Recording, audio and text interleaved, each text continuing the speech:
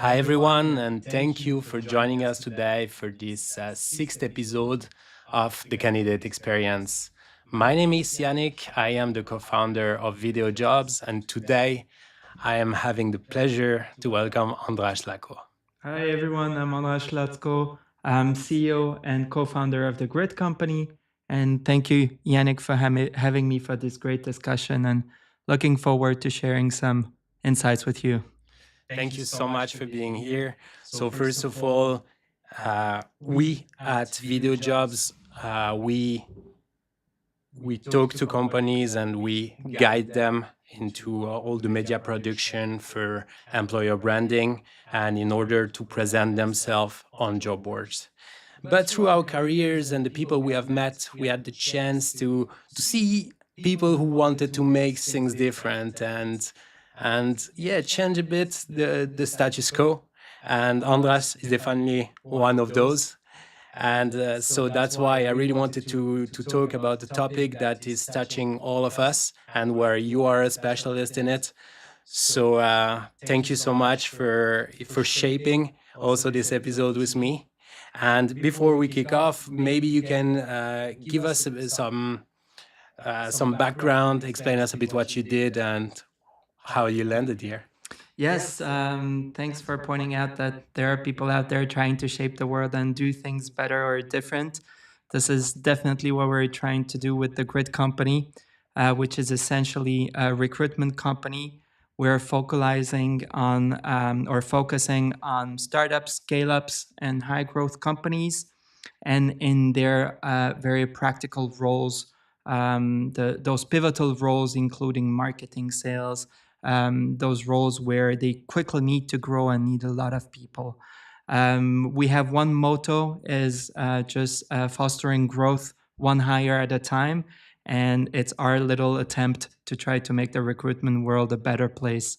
And about me in a nutshell, I am a Hungarian and Swiss citizen, grew up in the French part of Switzerland, in Lausanne, where I did all my studies, including the École Hôtelière de Lausanne, which probably led me to love traveling and the whole hospitality industry.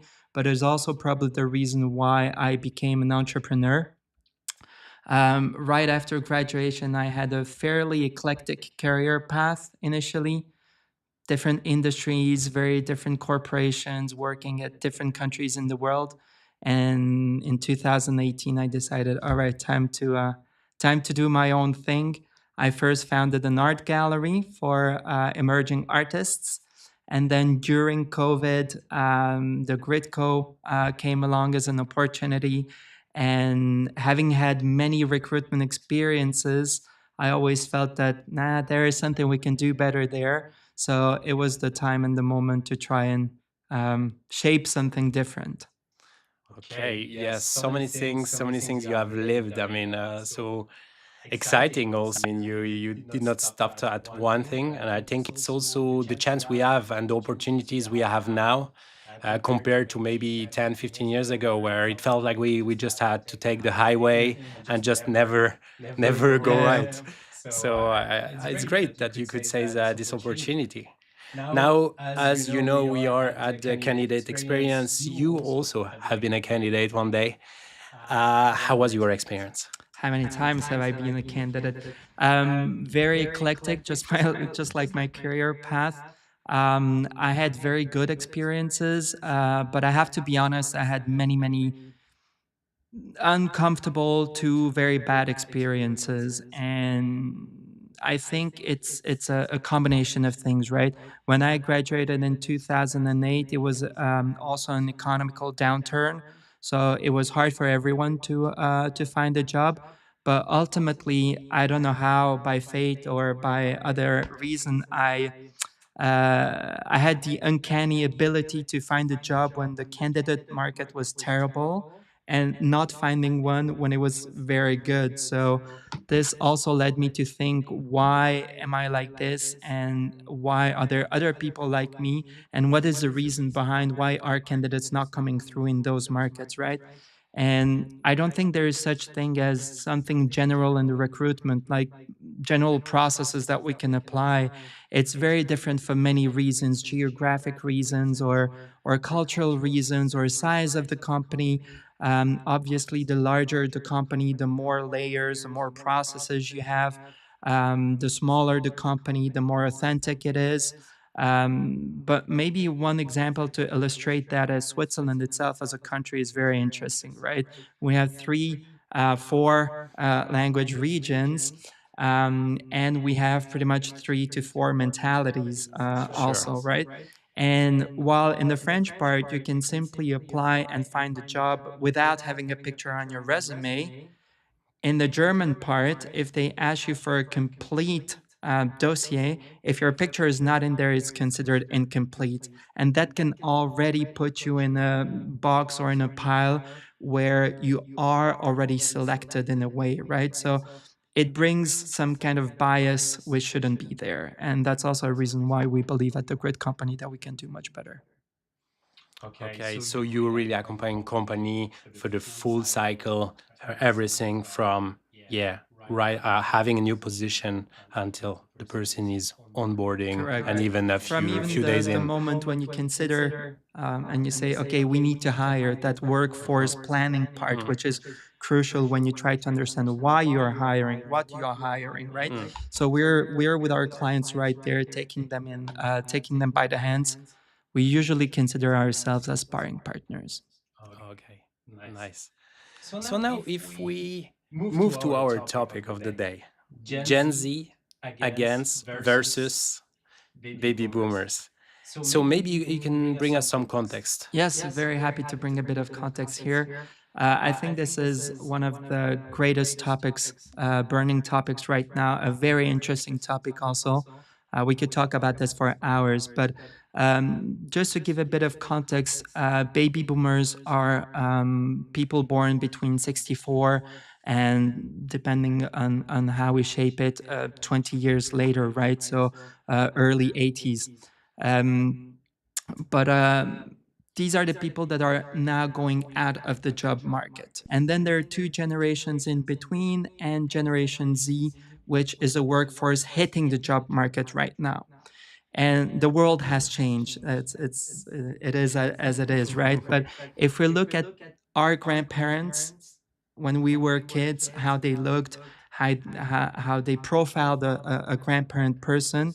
Well, baby boomers are today grandparents, right? And they look nothing like the grandparents of our grandparent time. That only to illustrate that, again, we have gone through many changes, technology, COVID, of course. But essentially, the big difference between these two is how they see the world and what their prerogatives are, right? What their meanings of the world are. Baby boomers had to build up the world again. So these are the post war people who really had to shape everything again. For Gen Z, it's a lot easier because everything is out there. But we are with Gen Z also at a turning point. This generational turning point happens pretty much every 20, 25 years. But the world has accelerated, and these changes happen a lot more frequently as well. I always like to say that Generation Y, the previous generation, pretty much our generation, has really initiated this. It's Generation Y also in the sense of YWHY, right? Why we're questioning also, why are we working like that? Why are we killing ourselves at work for so many hours? What are we doing with that? What are we doing with our lives? There is work, there's private life, there's so many things around. And we pretty much opened the door for Gen Z to really bring the matter on the table that they fight for work-life balance. Not to say that they're not interested about career path, not to say that they're not interested about working up the corporate ladder. They are, and they're very much aware of it. They're very also much aware of the value that they bring to the market, maybe something where we failed at a little bit, right? And compared to baby boomers, well, they were just working to offer themselves a better retirement life. And Mm. there are so many cases where, unfortunately, they work very hard, then comes retirement.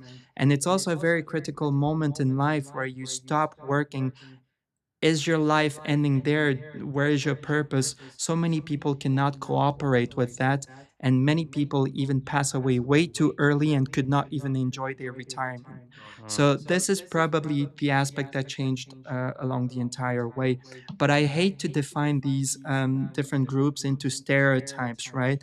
It's not about the different stereotypes. It's essentially today about understanding how we can bring all these generations together so that they cooperate a lot better. Yeah, exactly. I mean, is exactly as you say. I mean, when I think about the baby boomers, people are hardworking, really like doing everything to build the world we have today. How is the work ethic between those two generations, between baby boomer and Gen Z? I mean, you could define quite much the baby boomers, but towards the Gen Z, what do you think? We tend to believe that they're very different. And surprisingly, they're very similar. So the work ethic is very similar but very different. Again, let's put them back into context. So baby boomers building up the post-war world where they were pretty much building businesses up from scratch, right? Gen Z is also maybe defined by a generation of many entrepreneurs. So they also have this motivation of building up something from scratch. The opportunities are a lot different. Gen Z have a lot more opportunities to build something, to to really make something on their own, right? There's a little bit less risks. If we look at the whole startup world and the startup ecosystem, right? There are investors, there are different companies that help them build their companies. It doesn't cost as much today to open a company that it costed before. So I think the opportunities that Gen Z have is a lot more than what baby boomers used to have. In terms of work ethic, they're also very hardworking. But what defines them maybe the most is the purpose. They work for a purpose and with the purpose. And if the purpose is not there, it's pretty much empty. So they don't strive if the purpose is there, and that purpose can also shift and change for many external reasons. For example, what we need to be very aware of is that their span of attention is also a lot shorter, right? We could blame it on technology and these things, but I think it's also quite positive because it brings changes a lot faster. They shake up the status quo. They challenge the status quo. So if something is not right, they address it immediately. And I think this is where companies need to understand that if they raise an issue, it should be dealt with now. Otherwise, you lose your candidate. If it's in a recruitment process, right? What also maybe defines them as opposed to baby boomers, our generation and the previous generation, Generation X, is that if we look at recruitment, at interviews, they have turned the tables. It's no longer, I'm the candidate, I'm sitting here, I need to prove myself to the company that I'm the right fit. They're going to challenge the company. Why are you the good company for me? What do you believe in as a company? What are your values? And they can literally pretty much stop a conversation right there, stand up and leave if they feel that it's not genuine or if they feel that it's not what they expected. So, this is also something, the message and how we communicate the message, our purpose, our values is also critical today. I understand, yeah, and I heard, I don't know exactly the statistic, but many times they say, okay, when a Gen Z go have a look at a company, they go check on first on the website for sure, but also on different social media, just to get to know what's behind and if it fits a bit their worldview. Yeah, very much. I mean, they strip down the companies where they apply, right? Baby boomers did not really have the chance to do it because a lot of companies did not exist, so they had to build it up. The Mm, way we mm, were doing our homework about checking the companies, essentially going on their website or and not more. But today we have multiple platforms to be able to see how they vehiculate their values, what do they do, how genuine it is, and they Mhm. maybe also what defines Gen Z is that they hold stakeholders and shareholders accountable. So, for example, they see something on a social media, they ask about it. They ask about why did you do that, right? If they're communicating some numbers or some kind of things, how did you come up with those numbers? And they You want to challenge them. understand, Yeah. they challenge a lot. Yeah, and so now we are talking about exactly communication and exactly those points. And so, how do they communicate together? Because Gen Z and baby boomers, totally different ways. I mean, some people like being in a room together and feel like you can do so much, and where other generation thought for some of them it's not important at all. Where can they find also themselves? That's probably one of the biggest areas where they differ. Baby boomers are still used to newspapers, reading a lot of things, right? Reading full texts to grasp and make their own opinions or understand what's going on. They also rely on TV news channels to get the information. And they did not have all the options that Gen Z has, right? Gen Z's, again, span of attention is a lot shorter. So they're less about reading long articles. They are about a lot more about fact checking, right? Is they don't need that much information, but the information that they receive that needs to be very accurate because they can find if it's accurate or not. And also another difference is that they have multiple channels where they can access that information. So if there's a discrepancy between the channels, they'll spot it immediately. And as I said, they're also maybe a bit more visual as opposed to the baby boomers. So if you feed them with long text information, it will not interest them, right? It's not going to be that exciting for them. So you need to catch and grasp their attention in a very visual manner. Okay, yeah, that's definitely a challenge, I Yeah. believe. So, and but now, I mean, you can kind of grasp their attention and getting them to be interested maybe in your company and as you are. Now, they arrive at the company, and it's probably sometimes, you enter in a company where there are lots of people, baby boomers and also other generation, they work a certain style, and maybe technology has not arrived or maybe not so far. So how could they find themselves from a technology level?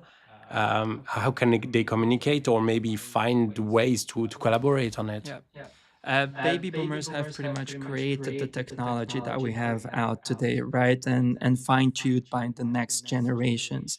So they're the ones who build the computers. They're the one who built the World Wide Web. They're the ones who built and created the emails and all those things. So essentially, they know how it works, but they're not. They gently, slowly put it into practice, right? Um, Again, I'm not a fan of trying to categorize people and so on, but they learned along the way, and they some of them are very techy now. So there are some baby Oh, of boomers that course. I can learn a lot from in terms of technology on how to use my iPhone or some kind of things because they know a lot more than I do. But because they are interested about it, they find it extremely interesting, and they have seen the change from mid 90s to now, right? They have Of gone course. through the change. Gen Z, it was all here for them. It's They were born with it. They took their first breath with technology. So uh, they're a lot more tech savvy. They're digital natives, as we call them, right? So it's in their blood. They can relate to it very much. Um, Baby boomers and the two following generations up to our generations, we had to learn how to use it. We had to learn also in the professional corporate world how to use it, right? Phones, cordless phones, fax Sure. machines. I mean, True. We had to use it. explain what a Yeah. fax machine is to a Gen Z or a Gen Alpha, they'll laugh at you. But maybe a good example to illustrate the difference between them. The Italian TV or some Italian company brought together some Gen Z kids when they were still kids. And they presented them with very old phones, like really dial phones where you would need to, that round dial that you would, Hmm. right? Our grandparents' phone. And they asked them about it, what they think about those phones. And the answer of one of those kids is just fabulous.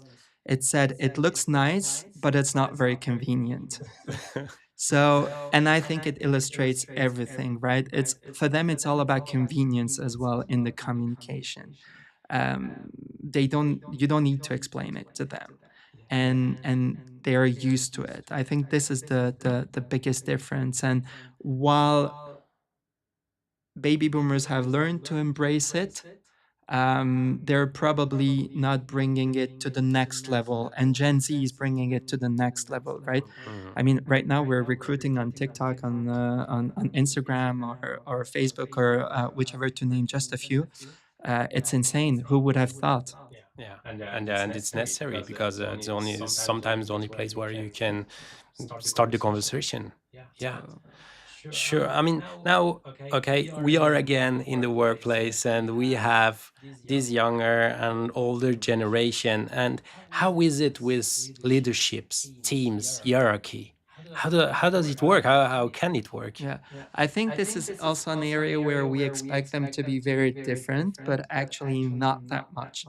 In terms of leadership, hierarchy, I mean, baby boomers are used to this very strong hierarchy in the workplace, the different roles, the titles, and all this. I don't want to say it's not that important or less important for Gen Z, because it is important for them. But the difference is they don't define themselves by work, right? Work is not the person. Um, Gen Z, of course, is more in favor of a more open leadership style, right? More flat hierarchies, a more social aspect to the workplace where you can discuss. They're also a lot more feedback culture oriented, right? But genuine feedback. Because baby boomers are a little bit more in the feedback culture. Okay, my managers, my boss says that, I'm not challenging that, right? Because I want to hold my position, I don't want to get fired. Where Gen Z goes much further. They ask those questions, the ones that disturb, and they're not afraid of holding a conversation. The problem, I think, in leadership is probably between our generation and Gen Z. There is the Hmm. biggest discrepancy, right? We're still somewhat accustomed and used to this hierarchies and so Sure. on, right? And but we're also the ones who kind of initiated this change that materialized with Gen Z, right? So it's a little bit our fault. But I think we're the ones where, again, just an example, a person who is working at the airport, just my age, who is in a manager's position. A young person has entered the team in a client facing role. The person woke up late, came with the hair not done, really messy hair. And they had to have a conversation about your frontline to customers. The way you look reflects a lot. It Hmm. reflects a lot, not about you only, but about the company that you represent. So they had to go through a long conversation about the person, the company, the message it vehiculates. And the conversation was blank because the younger person did not want to understand or did not understand how important that is. Okay. So the conversation was, maybe my hair is messy, but my qualifications are not. It's just Yeah, I'm because my here. hair Yeah. is messy that I'm going to do my work in a different way. And so, again, this is sometimes maybe a difference, but I think it hits more our generation with the next generation, where we have these kind of conversations. Again, it's not the same with everyone, right? And it does not define each generation. But I think the communication issues or challenges that we are having is between Gen Z and us, and it's pretty much fairly similar between baby boomers and Gen Z. And the whole aspect to relate to hierarchies actually a lot more similar between them. Okay, and so now, I mean, those people, and exactly with the example you brought, so how does it change that in a team? Because those people have to work together on a daily basis. I mean, they are not only the boss, which is probably a baby boomer, and the latest trainee, which is a Gen Z, but you have some people who are now, I don't know, 20-ish years old, with people that are 60 or 50. So how do they work together, or how can they find like kind of a place where they can talk together? Yeah, I mean, I think this is the challenge that everyone has, or a lot of companies are having. But again, rather than trying to define who is who and who is what, I think we should look at the perspective of um, what is the strength of each generation. Yeah, what are they good at, or what are their weaknesses? What do they do not have in comparison to the other generations, and try to bridge the generations on those levels. Again, if we bring together Gen Z with baby boomers, I am a huge advocate for reverse mentoring, meaning Gen Z helping or working together with baby boomers, teaching them the technology, teaching them how the world runs today. But on the other hand, they learn a lot because they have an utmost respect for baby boomers. They know what baby boomers have built for them. They know that without them, they would not be here today. So they have a very strong respect for them. But both generations can teach each other a lot. But we should really address this from a perspective of what are the strengths of each generation or person, and what are the weaknesses, and how we can bridge those. And I think our generation, Generation Y, and Generation X, who is also pretty much closer to the retirement, but we should find the bridges on those levels, because we are the hyphens between both of them, right? You and I are pretty much hybrids, right? Hmm. So True. we understand the motives of baby boomers and previous generations, but we also live and understand the motives of Gen Z. So we are at the heart of it. Sure. No, totally. I believe that all of our generation in between can really make a change and also help this change and also help this communication Yeah. for sure. I understand. So we talk a lot about work-life balance. I mean, I think the first thing I've heard about Gen Z is they prioritize work-life balance. I think it was my first contact with this term was like, okay, now the work, I mean, is something, but probably the friends are even much more important. So what would you like to say about that? I mean, it's probably if you ask anyone on the street what you think about Gen Z, that's the first thing they would say. It's a reality, and we have initiated this again, and they have brought it to the next level. So a lot of the opportunities that we have today to live our work-life balance is thanks to the Gen Z, because again, they have challenged the status quo. Uh, but there's a lot of misconception behind work-life balance. So usually people tend to understand that, okay, they want to be digital nomads, right? They want to work for South Africa this month, from Tokyo next month, or whatever. um, there is also a misconception of they're not that interested into the work world, you Itself, know, yeah, that they're yeah. just doing it because it pays the salary, and then they use that money to enjoy and live their lives. it's it's a bit of a hocus pocus. It's not true. They are very much aware of what work is, of the value of work.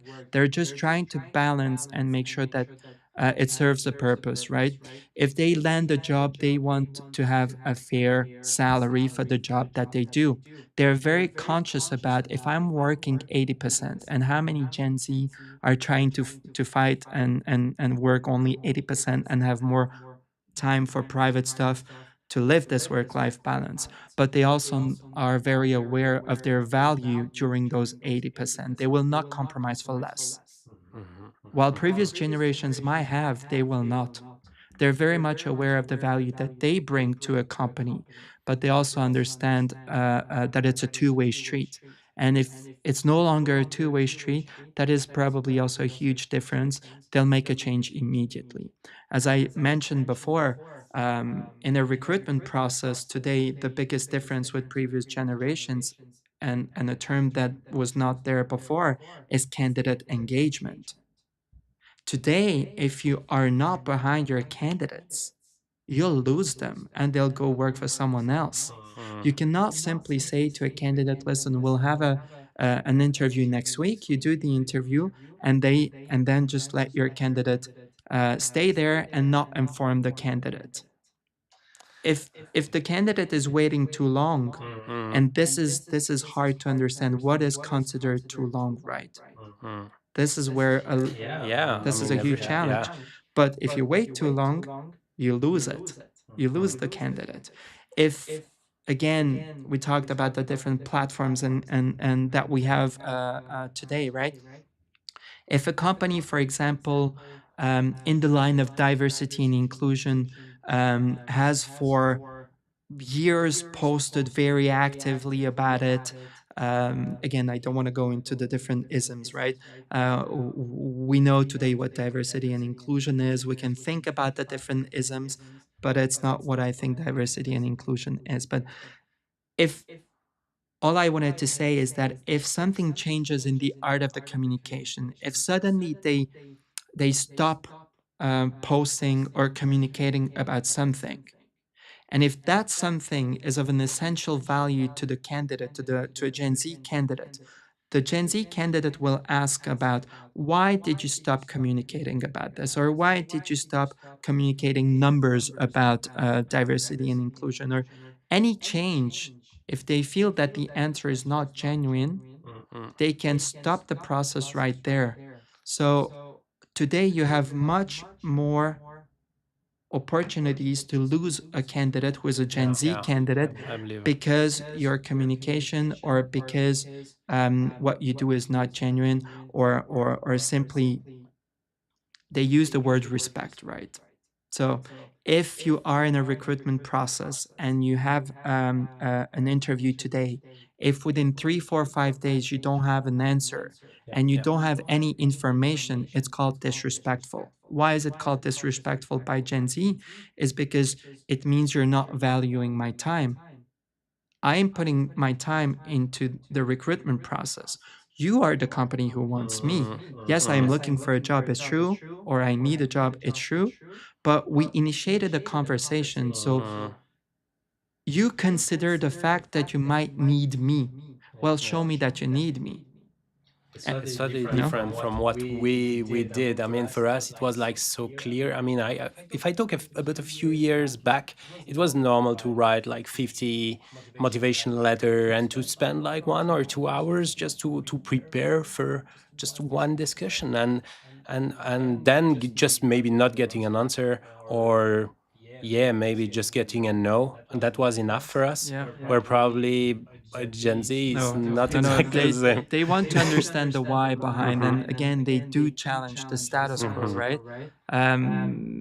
If you apply to a very large international organization today, chances are they're working with a heavily structured ATS system where even when you upload your CV as a PDF, you still need to fill out all the fields because it's not taking it over properly.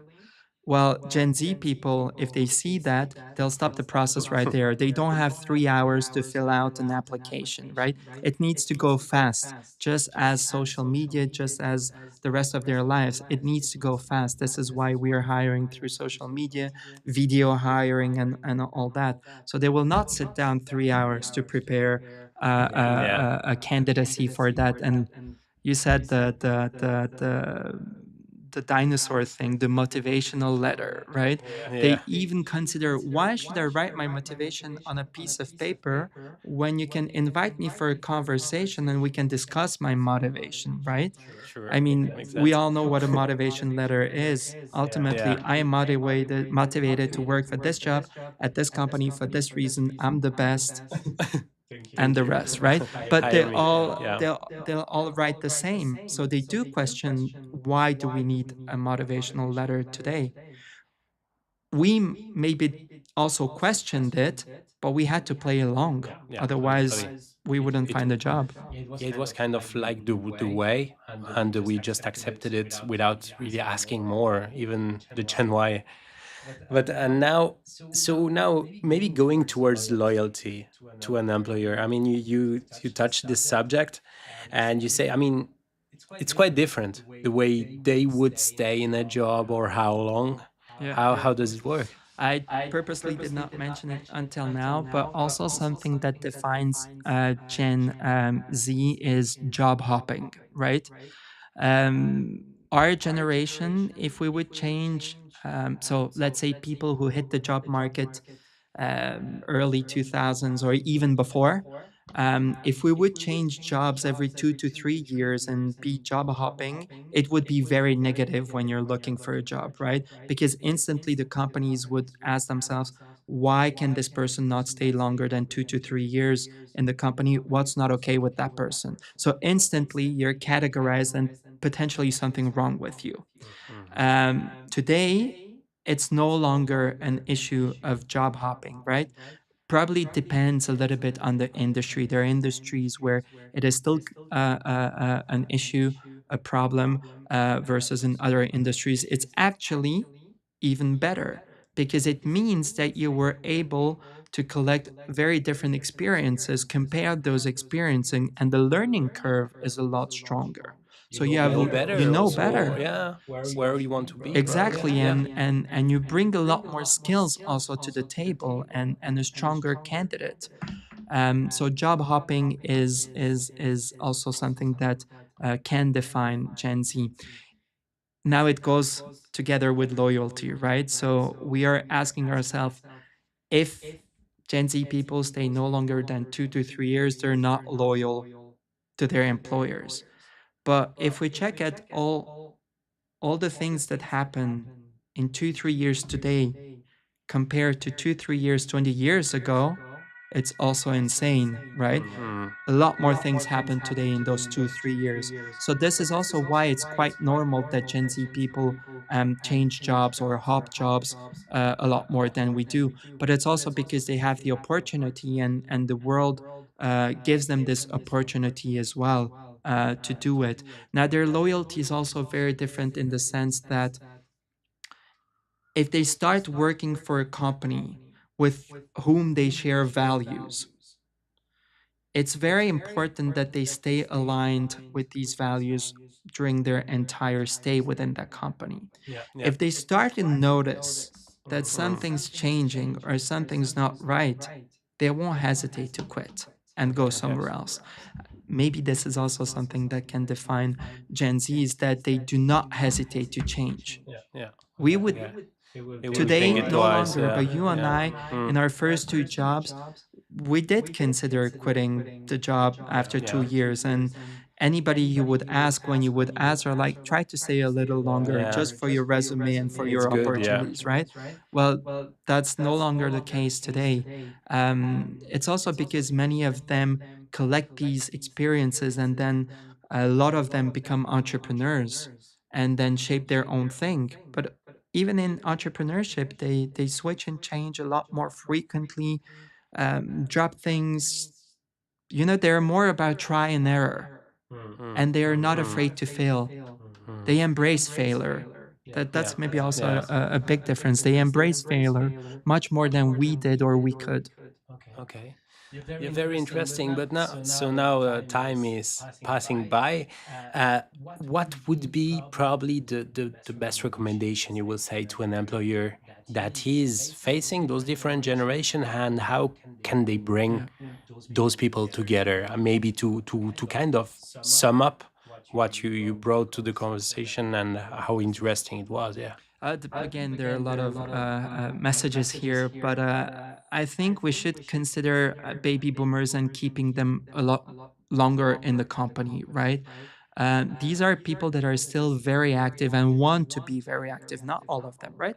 But there's a great portion of them who still want to be active in the work, in the corporate world, and we should give them a chance. Unfortunately, too many countries or too many regulations, laws in the country prevent from doing it, and we are forced to send them to retirement. But there was this movie, the internship, with Anne Hathaway and Robert De Niro. Very light comedy, but ultimately sends a very strong message that a retired person becomes an intern in a company, and ultimately brings a lot to the CEO of the company, who is pretty much a Gen Y person. But um, it really illustrates where the crossroads, where we are standing today. We should look at opportunities to keep these people in the workplace for many reasons. And one reason is also for Gen Z to learn a lot more and to be able to put reverse mentoring programs initiative in place. I do believe that both generations can communicate very easily with each other, and it serves all other generations. Mhm. And if we can bridge them, Yeah. it really, domino effect hits all of the other generations, because all generations after baby boomers respect the ancients, so to Yeah. called, right? Yeah. But we Yeah. have that utmost respect. And that is a base which allows us to build upon. So reverse mentoring is something that I would really highly recommend that we put in place.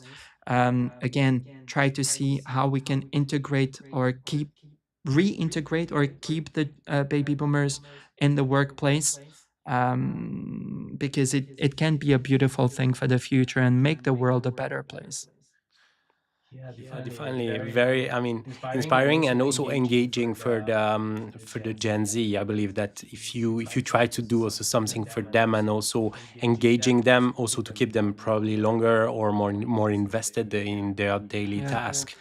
So now, You sorry. mentioned the engagement. Maybe quickly, one thing there.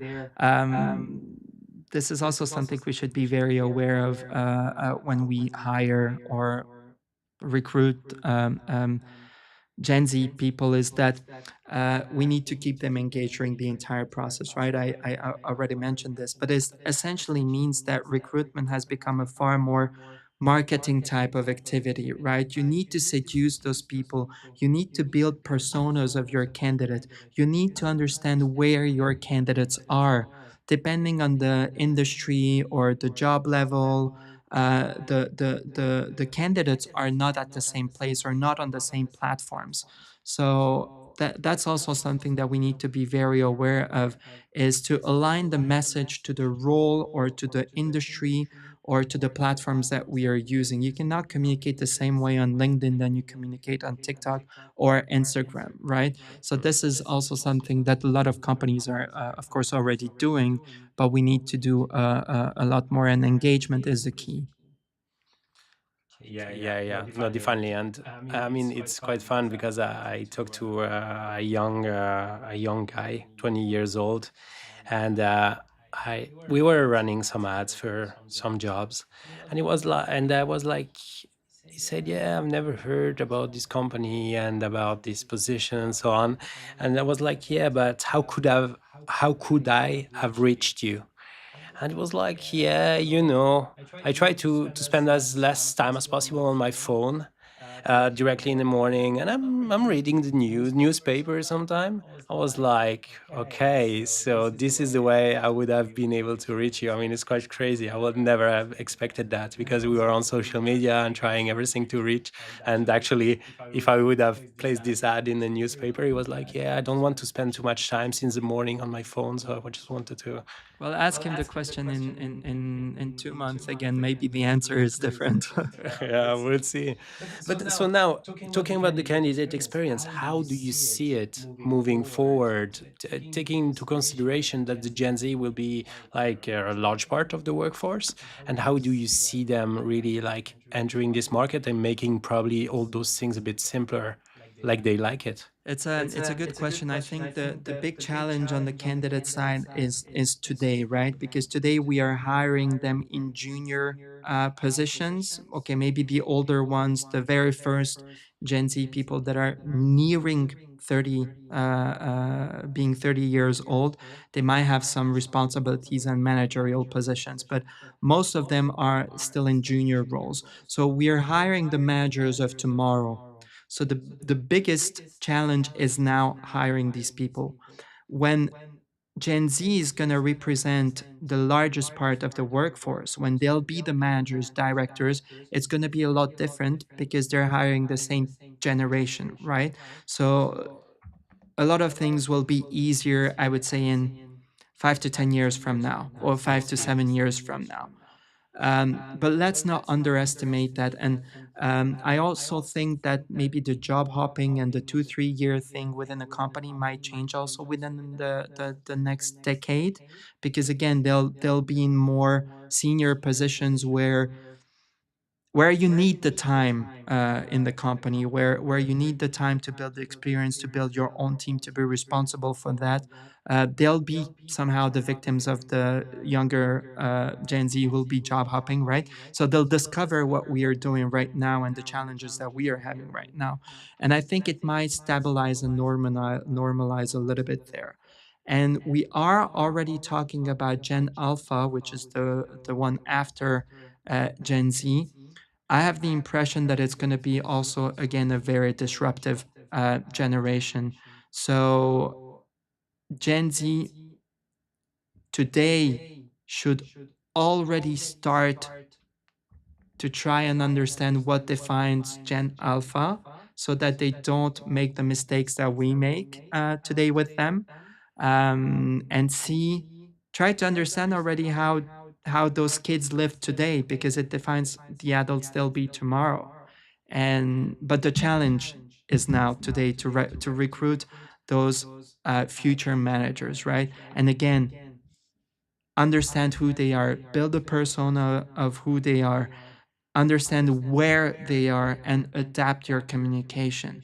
And by adapting your communication, you also need to be aware that you need to adapt your communication and the art and the style of communication a lot faster, iterate within the same process, right? We need to be a lot more flexible than we were before.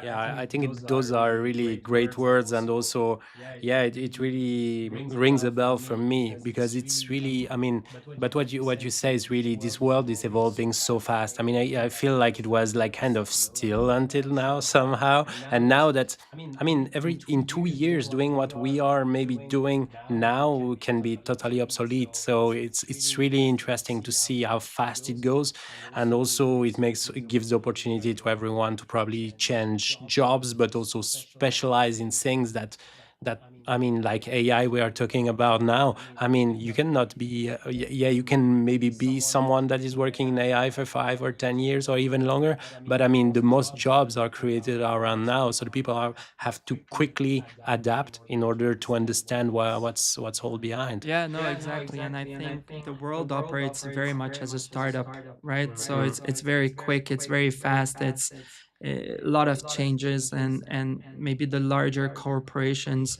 are a bit reluctant to adapt to the change that quickly, although they're doing what they need to do and they're doing a good job at it, but it takes obviously a lot more time for them to implement those things. So maybe another thing that we should do, especially in the recruitment area or for the candidates, is try for larger corporations to work with startups, Mm. because it's pretty much a little bit Gen Z against baby boomers, so David against Goliath. But again, it's two separate worlds. But if they would try to collaborate together, I think it would make the entire candidate experience a lot more interesting, because recruiting in startups goes very fast, right? Let's say you just landed, I don't know, 20 million in a round of investment, which is an insane amount of money, but a lot of it will be spent within the next 12 to 18 months. And the first area where you spend it is recruitment, because you need to build your teams. Essentially, you're growing from 5 to 20, 25 or more employees. This is something that those large corporations have already done. They have the experience, they know how to do it. This is an area where they can learn. Um, but in startup world, we hire a lot of Gen Z people, right? But it matches also the ecosystem. So that's why it functions. And as soon as it does not match the ecosystem, that's where it gets complicated. So really trying to understand what the companies look like, what the candidates are, bridge those things, and ultimately be ready to iterate and change frequently. Okay. Yeah, very interesting, very inspiring. I mean, I think yeah, that's the future that is ahead of us for sure, and we will need to adapt.